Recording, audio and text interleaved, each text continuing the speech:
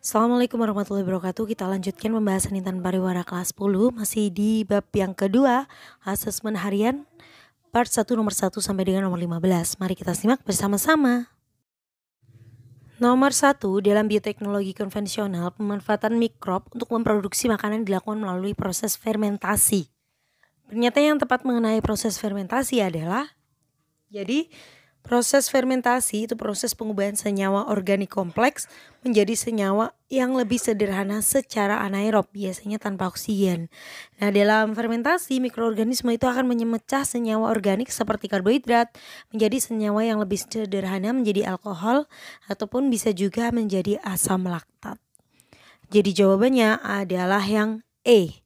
Nomor 2, teknik DNA rekombinan yang melibatkan proses rekayasa genetika. Proses awal yang berlangsung dalam teknik tersebut adalah, jadi proses dalam teknik DNA rekombinan itu ada 3. Yang pertama adalah isolasi DNA. Nah, di sini dilakukan untuk menyeleksi DNA yang dikehendaki. Setelah DNA-nya dipilih akan dipotong dengan enzim endonuklease retriksin. Segmen-segmennya lalu dimasukkan ke dalam vektor atau pembawa untuk diperbanyak. Lalu yang kedua adalah transplantasi gen atau DNA, dilakukan dengan cara menyambungkan gen yang telah diisolasi ke dalam DNA plasmid vektor menggunakan enzim ligase.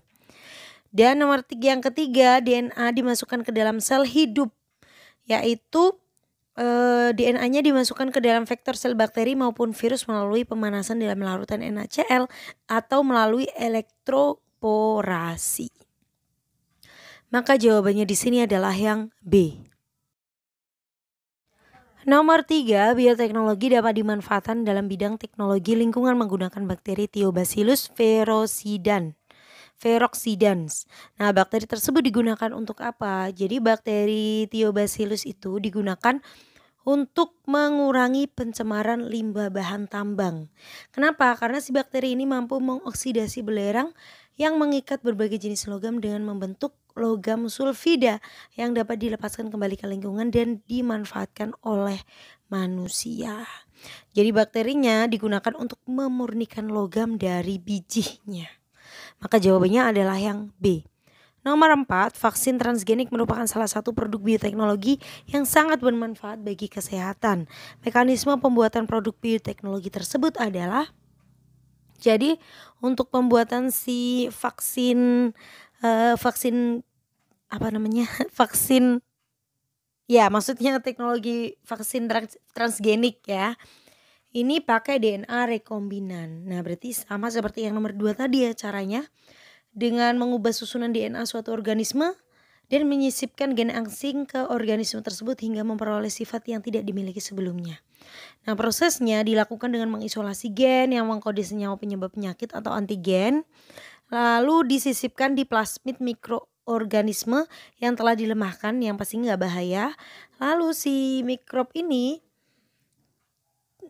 akan memperbanyak diri. Nah, apabila antigen disuntikan pada manusia, maka sistem kekebalan manusianya akan membuat senyawa khas yang disebut dengan antibodi. Munculnya antibodi akan mempertahankan tubuh dari pengaruh senyawa atau senyawa asing yang masuk ke dalam tubuh.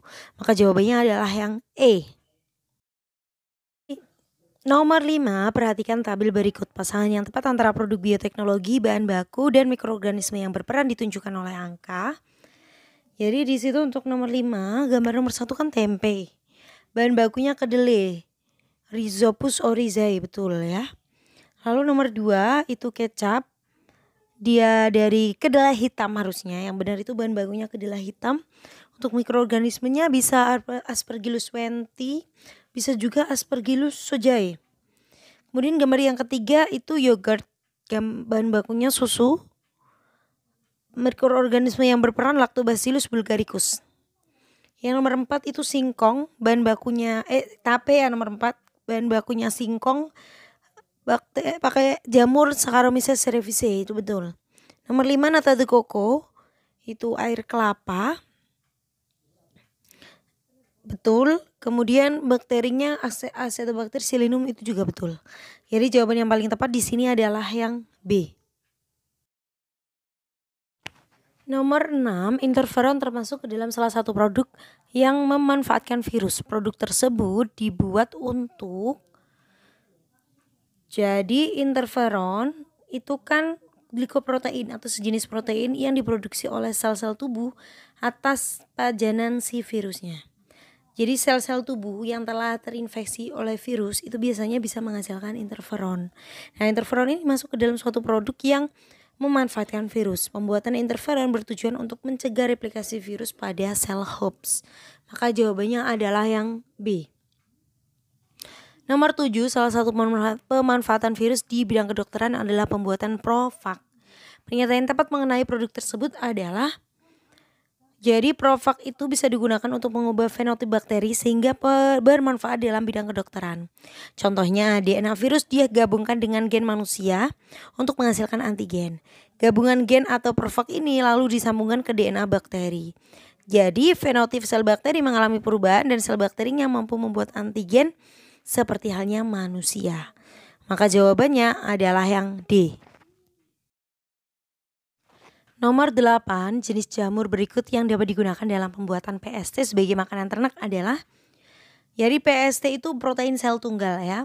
Proteinnya itu digunakan untuk memenuhi kebutuhan protein, contohnya di soal ini protein unggas. Meskipun sebenarnya ada juga PST yang bisa dikonsumsi oleh manusia. Contohnya apa saja? Banyak, ada si Saccharomyces cerevisiae, Candida utilis, itu juga termasuk ke dalam PST. Sebagai makanan untuk si ternak itu bisa. Maka jawabannya adalah yang E. Nomor 9, kelompok hewan berikut yang dapat terserang oleh rhabdovirus adalah, rhabdovirus itu kan virus yang bisa menyerang hewan. Apa? Dia menyebabkan penyakit rabies. Contohnya hewan-hewan yang bisa diserang itu ada anjing, kucing, dan juga kera. Maka jawabannya di sini adalah yang B. Citrus leprosis virus dapat merugikan petani karena menyebabkan, jadi bisa dilihat dari namanya, citrus leprosis virus berarti citrus itu kan jeruk. Jadi dia menyerang tanaman jeruk. Gejala yang ditimbulkan adanya bercak-bercak kuning dan coklat pada daun serta buah dari si jeruknya. Maka nomor 10 jawabannya adalah yang D. Nomor 11, unggas yang telah terjangkit virus H5N1 perlu dimusnahkan. Virus jenis ini sangat berbahaya bagi manusia karena, jadi H5N1 itu kan flu burung ya. Itu penyakit flu burung yang bisa menular dari unggas ke manusia. Bisa melalui apa saja penularannya, bisa melalui udara, kontak melalui makanan minuman yang terpapar kotoran hewan, dan juga dari sentuhan langsung dengan hewan yang terinfeksi. Gejala yang dialami bisa dari demam, nafasnya sesak, kemudian sampai ke sakit perut. Jadi jawabannya adalah yang D. Nomor 12, perhatikan beberapa spesies bakteri merugikan berikut. Jenis bakteri yang dapat menyebabkan penyakit pada hewan ternak ditunjukkan oleh angka. Jadi untuk nomor 12 ini, yang pertama ada si Bacillus anthrax ya. Bacillus anthrax itu menyebabkan penyakit antraks pada hewan ternak seperti sapi, domba, dan juga kerbau. Lalu ada Actinomyces bovis yang menyebabkan penyakit bengkak pada rahang sapi. Ada juga Salmonella pulorum yang bisa menyebabkan penyakit berak kapur pada ayam. Maka di sini jawabannya adalah yang C. Nomor 13, seorang pasien sudah 7 hari mengalami demam mencapai 39 derajat, nyeri otot dan sendi, serta sakit kepala dan juga tenggorokan. Setelah itu hampir di seluruh tubuhnya muncul bintik-bintik kemerahan. Setelah dilakukan pemeriksaan ternyata jumlah keping darahnya hanya 60.000 keping per mikroliter darah. Berdasarkan gejala dan hasil pemeriksaan dapat diketahui bahwa gangguan yang dialami pasien tersebut disebabkan oleh, jadi dilihat dari ciri-cirinya, maka orang ini menderita demam berdarah ya. Jadi trombositnya itu berkurang jauh karena si virus yang menyebabkan demam berdarah ini dia bisa merusak keping darah atau trombosit. Nah, maka di sini jawaban dari nomor 13 adalah yang E. Nomor 14, Pak Daryono melihat beberapa tanaman mentimun di kebunnya memiliki buah dengan bentuk abnormal. Selain itu, pada daun tanaman tersebut muncul bercak-bercak hitam. Setelah melakukan penelusuran dari berbagai sumber, ternyata tanaman mentimun tersebut terserang virus. Kemungkinan virus yang dimaksud adalah jadi karena dia adalah timun diserang virus, berarti nama virusnya adalah CMV, yaitu Cucumber Mosaic Virus. Nah, virus ini bisa menyebabkan bentuk buah mentimun menjadi abnormal. Dia ukurannya jauh lebih kecil, kemudian banyak bercak-bercaknya. Maka jawabannya adalah yang E. Nomor 15, perhatikan gambar struktur virus di samping. Virus tersebut berbahaya bagi manusia karena mengakibatkan.